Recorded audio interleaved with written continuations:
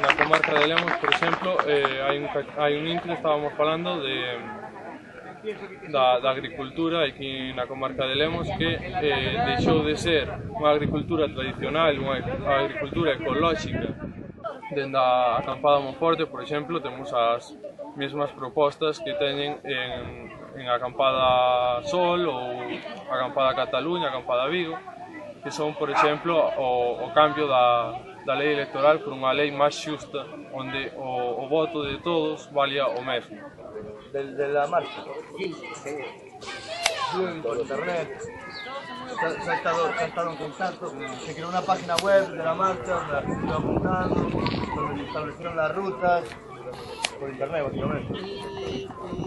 Tanto en Vigo como en parroquias informando de algo moi concreto que é sobre como envenenamos o medio dos produtos fitosanitarios para na agricultura e para intentar que a xente recupere as prácticas máis que en realidad eran ecológicas, aunque non se chamaran así, de antes.